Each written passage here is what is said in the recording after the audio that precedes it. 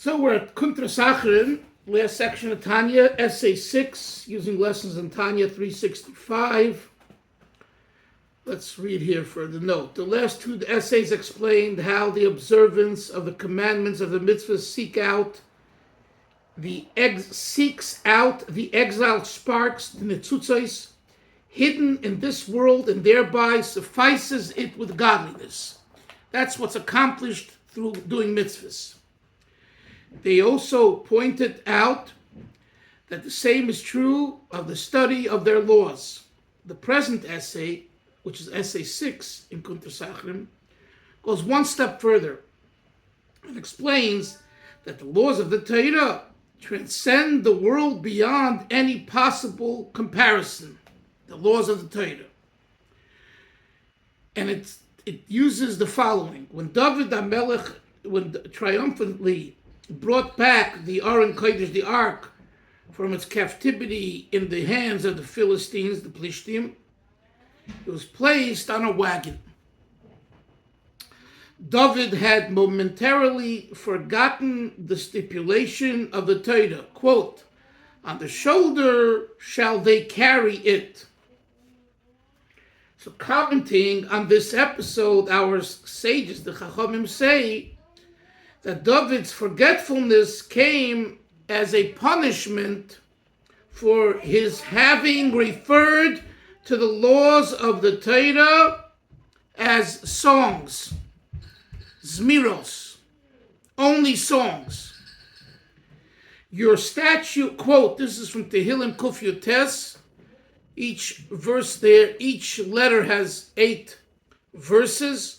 So for the letter Zayin, there's a verse that says, Zmiras hoyu li chukecha, your statutes were songs for me in my place of terror. So the Alter Rebbe now asks, why should this expression be regarded as an offense? Why should David HaMelech's calling Torah Zmiros songs be considered an offense? Because that's what he says. And in what way is it related to its punishment? What's the connection? These are among the questions discussed in this essay before us, and at greater length, and we'll Torah, etc., etc. So let's go into the text. David Zmiros Korisa Lahu. It's a question. When you read this verse, is there, and everyone else, you're supposed to read it really with a question. David, exclamation mark, David. You call them songs? That's all that you see in the Torah is songs? Because he had referred to the laws of the Torah as songs, David was punished by being made to stumble in a matter that even school children know. And that is that the ark, the Aron Kodesh, is to be carried on the shoulders. That was his punishment. Next page. Hine bezoyar, so behold, in the Zoyar, it says like this, Shivcha de oraisa veranano, the praise of the Torah and its song, that the Torah is a hymn and a song to Hashem. So, why is the Alter Rebbe quoting the Zoyar? Because the Zoyar does call Torah not only a praise, it calls it dranana, a song. So here the Gemara says that David was punished because he called Torah just songs, and the Zohar attributes the virtue of Torah to song. How do you reconcile that? So obviously there are levels. It's the short answer to the question is, it depends what level you're talking about. Let's see how he develops it. We need to understand what is the praise of Hashem, of God, that something is forbidden or permitted.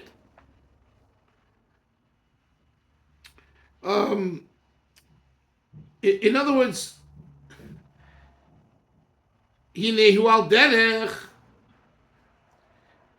it's compared to magodlu masecho. How great are your actions, God? Your thoughts are very deep. Why does the question is, why does the pasuk make the deed precede the thought? Right? Normally, you first have it in your machshava, in your thought, and for your machshava comes the maisa. The pasuk doesn't say that. Magodlu, number one, magodlu masecho Hashem. How great are your actions, Hashem? First, the emphasis is on maisa and action. And only secondly, how deep is your machshavas? Why is that? So the Alter Rebbe will explain that from an appreciation of Hashem's great works, one begins to understand the depth of his thoughts. Just for a second, I heard this from Rabbi Gordon, but it's a good thought, good way. We see that the details of Maisa, from knowing the action, we understand the thought. It works. How is that? How is that? He says, take for example the computer. The computer, if there's something missing in the exact URL, or if there's a period that's missing, you can't find the address. In other words, the details of the precise details of the maisa, of the action, sets the right tone, gets you to the right place.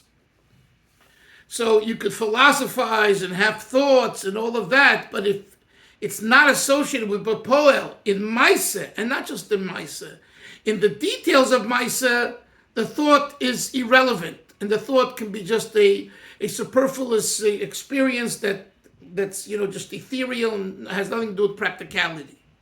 Let's continue now. It is known that all worlds, the upper worlds and the lower worlds,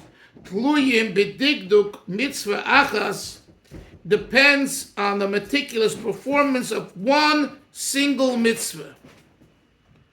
We talk about tipping the scales in our favor in heaven. It takes just but one mitzvah. We continue. Top of 367. Derech mashal, for example, im ha-korban kosher, if a korban is to be valid, nasa yichud elyon, that causes what we call a supernal unification. V'oilam kol ha'olam mois l'kabel chayusam b'shifam, and causing that all worlds ascend to receive their vitality and their flow. However, if a person, while bringing a sacrifice, changed the detail of the laws of bringing the sacrifice or doing what, for example, shekibul hadam b'smolei. Yom Kippur, we have the avoda service in the Musaf. And we also have an Erev Pesach, we read Seder Korban Pesach. When you were makabel the blood of the animal, it had to be done with your right hand for a righty. What if a righty was makabel the blood with his left hand? It's invalid. So this is the detail the Alter Rebbe says here. What if you shechted the korban and you did everything except one little detail? Instead of the right, you used your left. So the halacha is v'im kibel hadam b'smolei. If you received the blood with your left hand, it's invalid. Derech moshel, for example. Another example, sheloi b'klei shadis kosher. The vessel that you used for the blood was not a kosher vessel, rendering the activity invalid. A third detail, there was a separation, an intervention of a foreign body between the Kohen and the vessel. That makes it also invalid. The point being, the Alter Rebbe is showing us, here are three examples, halachically, that if you did the act, you slaughtered the animal properly, you went to Yerushalayim to the Beis HaMikdash, you brought the carbon, but there's only one little thing you did, you stuck out your left hand to do it instead of your right hand, invalid. By mistake, you took a keli that's not kosher, that's tummy, invalid. But I did everything else right. And I schlepped from Ashdod all the way to Yerushalayim or wherever. You're telling me that all my hard work was for naught because I stuck my left hand out instead of my right hand. Those are details, but that's the Alter Rebbe's point. In the details, you find the essence. Let's continue. When these details are violated, you cause a cessation, a nullification of the spiritual worlds, in receiving their energy and their flow from the life of life, God, Hashem, Ein Sof Baruch Hu, who is Ein Sof.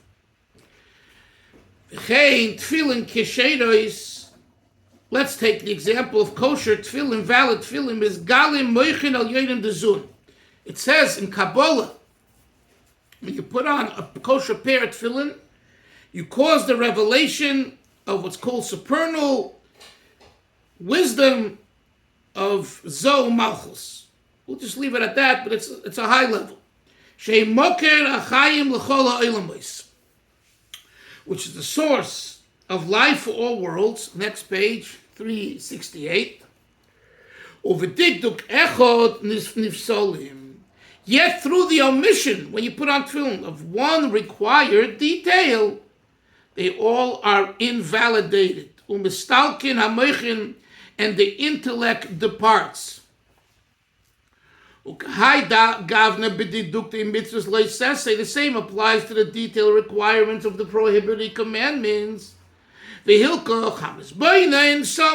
the one who meditates, who reflects on what? On my God, my Hashem, how great are the works of God, that through the multiplicity of the worlds and all of their hosts, and how everything is literally null. In comparison to the specific, a minute detail that's a requirement of the Torah,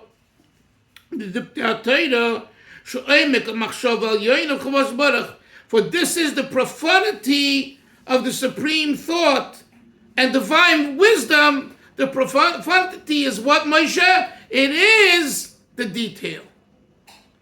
You know, we think the profundity of Hashem is in the grandiose, the big Zachen, the big Macher. It's the small guy. It's the small detail. Don't underestimate the power of the minute, of the detail. Because for in the detail lies the kavanah. And the entire depth of Hashem, the entire greatness of Hashem depends on the detail. So if a detail is invalid, it's an invalid act. That's the point he's making. Asher bediktu kal, for through the observance of one minor specification, oilam kol oilamos, all worlds ascend, umekablim chayusam v'shivim, and receive their sustenance, their energy, and their flow. When you don't have it, if it's the opposite, you make a change, or you don't. Lehepech, chas v'sholem, God forbid, it's not that way. This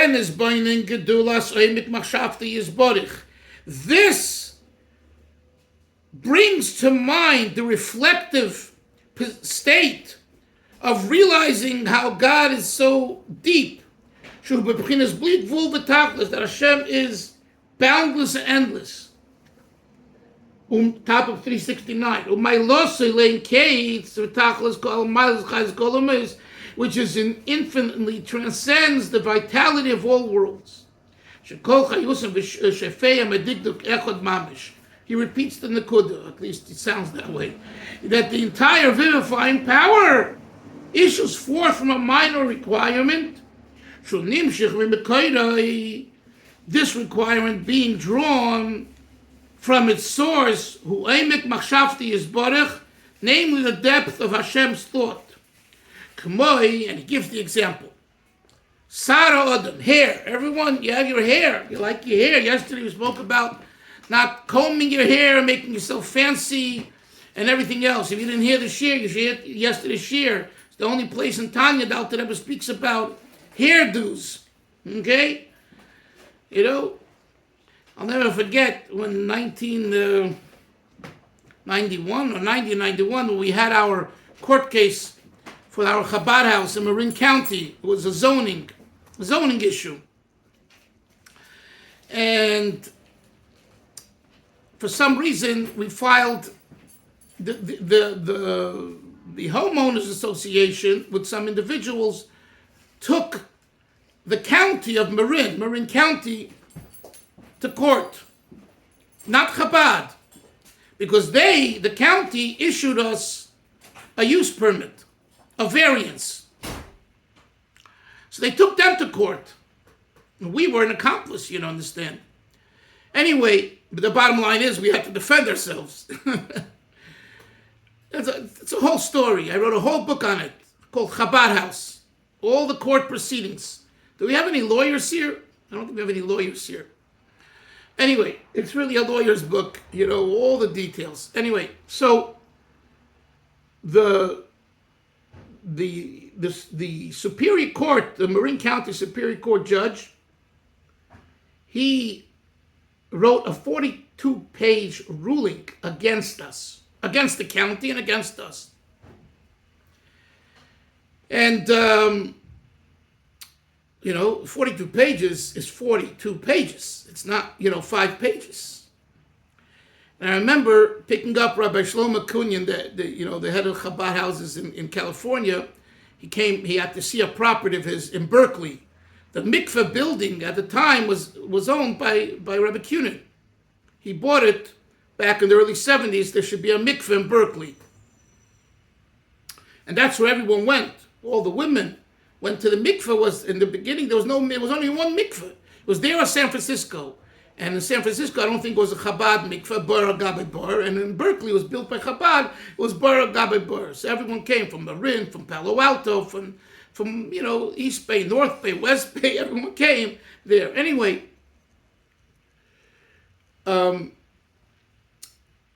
so I picked him up at the airport, at the San Francisco airport. I forgot what it's called now. Whatever. And I told him, Rabbi Kunin, I'm in deep trouble. I had a 42-page court ruling against us having a Chabad house. What do I do now? You have any advice? Can you help? So this is what he said to me.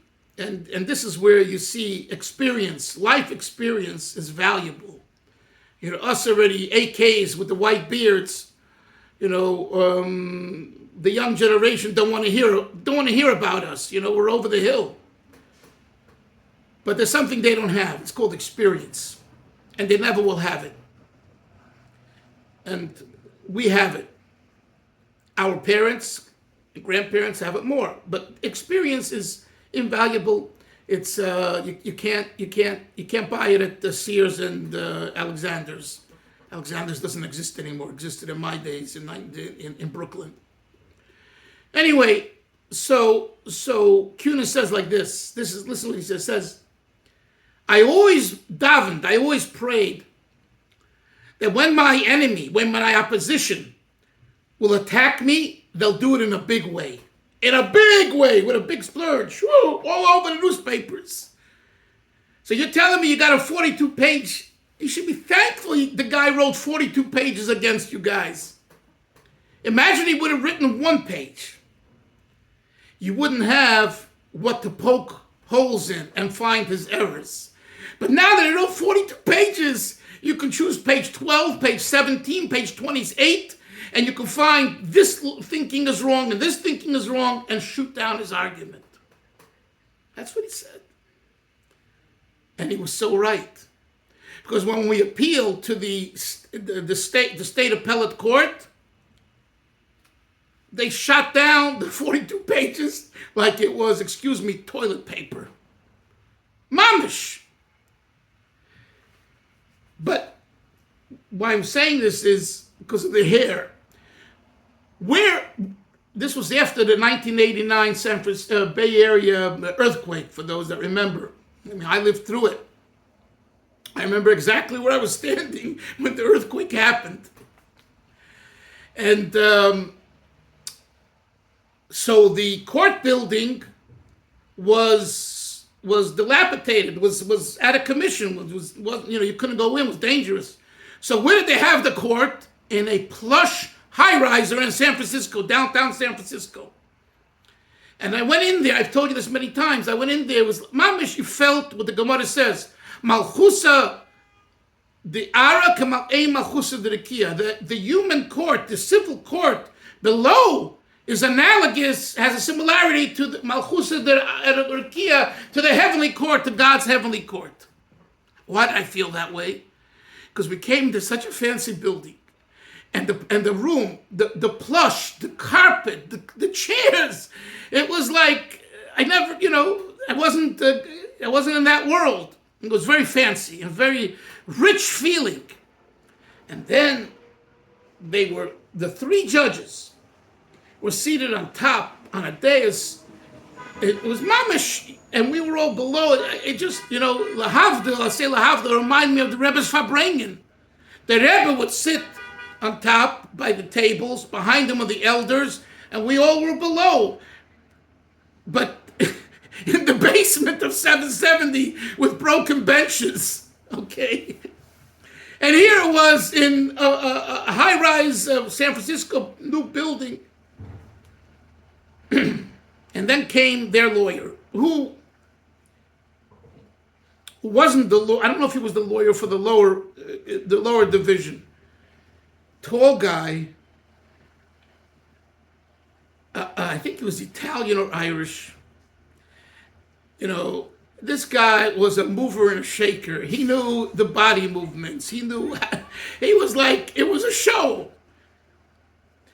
And what stood out, another thing is why I'm reminding myself about this and telling this long, drawn-out story is because of his hairdo. I remember he had so much hair, but it was stylish. And it was like, and our lawyer was Sandy Rosen, look him up. He was the lead lawyer in the 1974 Kent State, Ohio case, the shooting. The lawyer there who won the case was Sandy Rosen. He was born in Crown Heights, in the Crown Heights Hospital on Lefferts and Crown, on Lefferts, which is now Beis Rivka. And he was a Jewish boy, and he was in the same class as Alan Dershowitz at Yale. And I remember meeting him, and he's a Yid, and he comes from the East Coast, and it was a really, we related, But I remember when the first time I met him, he had a briefcase, and that briefcase reminded me of my Rebbes, my teachers, who came to yeshiva in the 60s and 70s, and it was like so reminiscent of 80 years back. That little briefcase, and you bent over and you walk into to your job. It was like, it wasn't those, the new briefcases, the square ones that, had the locks. This was like I forget, it was maybe stronger. It was, leather briefcase. I'm talking about those bags, briefcases. And here it is, Sandy Rosen in San Francisco, 1990, 91. He has such a briefcase. So I say to myself, Chaim Dalfin, oh my gosh, how is this guy gonna put up with this Italian, stylish, mafioso? It's like going to be a wipeout. He came into court.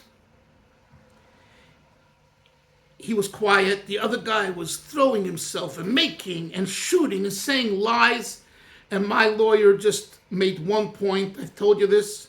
They accused us of religious entanglement. And that's against the United States Constitution. The separation of church and state. And religion is not allowed to entangle itself into church and state, right? And look what this Yale genius came up with. He said it's not entanglement. What the government did for you, what the county of Marin did for Chabad was, it was religious accommodation. And guess what? The 3 judges bought it. And they said he was right. And they overturned the lower court's decision. And the rest is history. I mean, they went to the state Supreme Court and was thrown out. It was not even the case. But one of the things that stands out about this, I forget his name, was this hairdo. So we're talking here about hair. Hair can be very powerful. And the proof is that hair keeps on growing. And it's attached to the skull. In other words, hair has chayis, has vitality, has life. If it wouldn't have life, it couldn't grow, Yoini. So the fact that it's growing shows it has life. But it can easily be abused when you start playing with your hair. That's what we learned in yesterday's year. The Alter Rebbe now doesn't talk about this aspect of hair, but he speaks about another aspect. Look inside, please. Man's hair issues forth from his brain. Al derech moshel.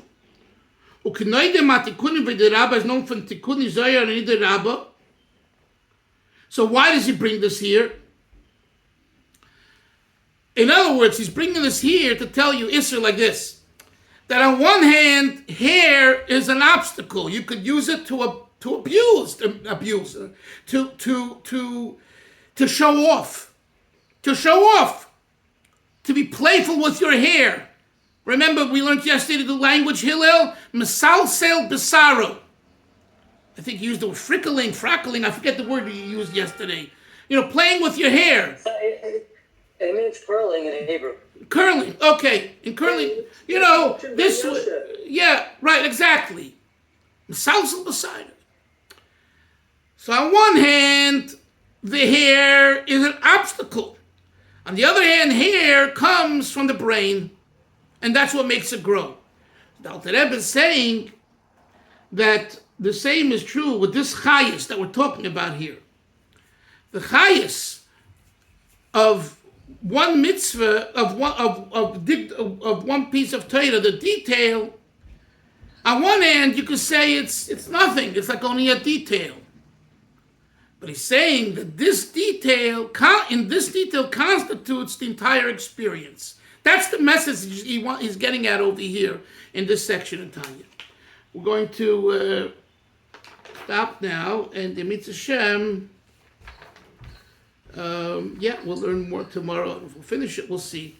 Anyway, any questions? I know I still, 1 second, Moshe. Hillel, I didn't get back to you yet. I hope today to look into it. Yes, Moshe. Okay. Yeah, we'll see.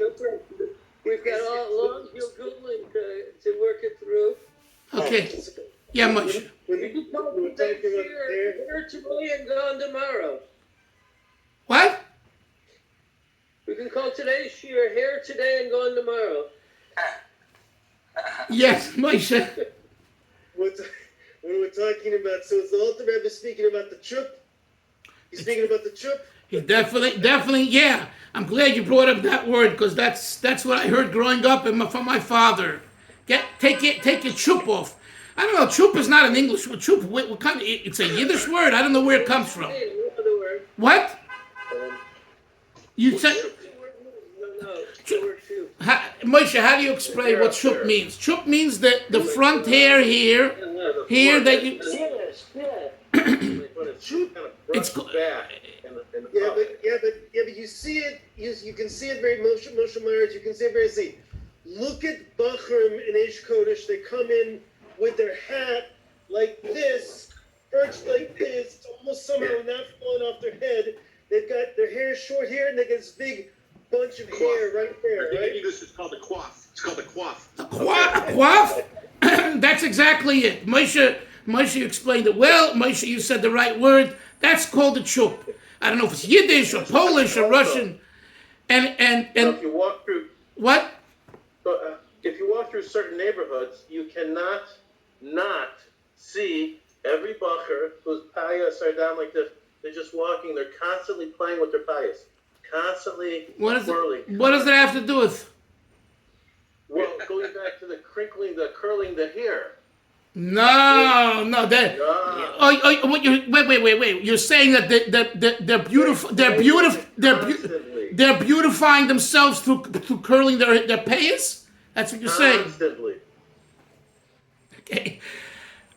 What I grew up with is what Moshe said before, the chup, and he said it well. You see their hats, the back. It's obvious they want to. I never thought of whatever. I never thought of that Hasidim that have these payas that they're. On the contrary, Isser. They do in Borough Park also. I know, of course they do, but they. Mamash, it's like a nervous habit. Wait, no. They believe it has to do. I have to check with the Chevra, these guys, my friends here. You think it's Chiddur? I think. No, they say it has to do something with Chachma. I don't know. I think there's something that they say that it's associated with holiness. Whether it is or not, I don't know. But I don't believe that they're trying to show off through curling the payas. That's what you're saying, right? I'm making an observation. They're constantly playing with the payas, curling the payas, walking down the street. See it all the time. When I'm driving to work, every fucker is out there playing with his payas. Okay, everyone, good conversation about the chup and payas. See everyone tomorrow. I have an idea to answer Hillel, by the way. What? Your grandson's question. Oh, no. You want to hear it now? Yeah, you got a minute. Yeah. The Nefesh, Ruach, Neshama, each resides primarily in a part of the body, right, associated with the brain, the heart, or the liver, and then spreads from those organs to the rest of the body. So, and any individual cell is replaced. So when the koyach from the neuron ceases in that cell, it's replaced by a new cell that receives the life force. Very good answer. Very good. Hillel, put your grandson in touch with Dr. Isser. Dr. Isser, the Kabbalist. There's a classic philosophical puzzle. If you take a ship and you have a pile of wood and nails next to the ship, you can take one nail out of the ship and replace it with one of the other nails. Then you take a board and you replace it with a board. And right? It's an identity question because essentially you remove piece by piece the original ship, but you rebuild it. So which is this ship? The one that has the new parts or the one that was rebuilt with the old parts? It's a classic philosophical the puzzle. or the Torah, Your grandson's question reminded me of. Yeah. Okay, Chavre, we'll see everyone tomorrow. Bye-bye. Take care.